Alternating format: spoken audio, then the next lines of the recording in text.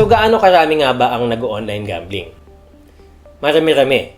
32 million or 50% ng 60 million na Filipino adults. Ilan dito ang kasalukuyan o magiging problem gamblers? Sa isang pag-aaral itong July 2025 involving 138 participants who gambled online at least once a week, 57 said that they gambled every day and 70 said they gambled a few times a week. Dumaan rin ang mga ito sa Problem Gambling Severity Index Test. Ang average score nila, 14.7. At ayon sa test, scores of 0 to 4 are low, 5 to 7 are moderate, and scores of 8 and above are problematic. In an earlier study in 2021 involving 189 participants from a barangay in Batangas, 82 of them fell under the probable pathological gambling category, or 43% of the participants.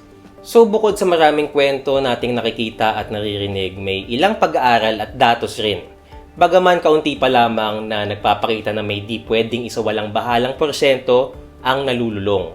Sa naunang pag-aaral rin na nabanggit, 88 individuals out of the 138 or 64% sa mga ito ang nagsabi rin na nag-online gambling sila para sa financial gain. May tinatawag na Responsible Gaming Code of Practice, ang PAGCOR, kung saan nakasaad na bawal ang mga gambling ads that suggest that gambling can be a solution to financial problems. Pero parang kahit walang ganitong ads, makikita na maraming tao ang tumitingin sa pagsusugal bilang sagot sa kahirapan. Hindi kaya kailangan ng kampanya para maituro na hindi solusyon sa pera ang pagsusugal? At kung hindi ito kayang ituro, total ban kaya ang sagot? Sa US naman, ang estimate ng dami ng problem gamblers are 0.4% to 2% of all gamblers. Pero noong 2014 pa ito, bago naging legal ang online sports betting sa kanila noong 2018. Kung pagbabasihan ang mga numerong ito, maaaring nasa 128,000 to 640,000 individuals ang maaaring maging problem gamblers dito sa Pilipinas. At sa dali ng access sa online gambling sa smartphones at dahil may ilan ring pag-aaral na nagsasabing mas malaki ang prevalence ng problem gambling sa mahirap, may posibilidad na mas malaki pa ang dami ng mga problem gamblers dito sa Pilipinas.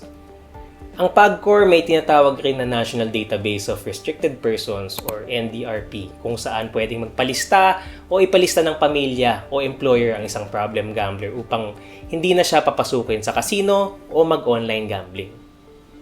Meron raw 15,000 na individuals ang nakalista rito, sabi ng PAGCOR, isang numero na lumalaki annually by 20% every year since 2020. Ang tanong, ilan ang hindi nagpapalista or sobrang baon na sa utang bago magpalista? At ang mas importanteng tanong, ano nga ba ang acceptable na number ng problem gamblers na nag-uugat sa online gambling? Kung ang paglago ng HIV epidemic ay gusto nating pigilan, hindi ba't dapat rin natin tignan ang online gambling bilang isang epidemya na dapat mapigilan ang paglaki? For more on this and other stories, download the Rappler Communities app available for Apple and Android.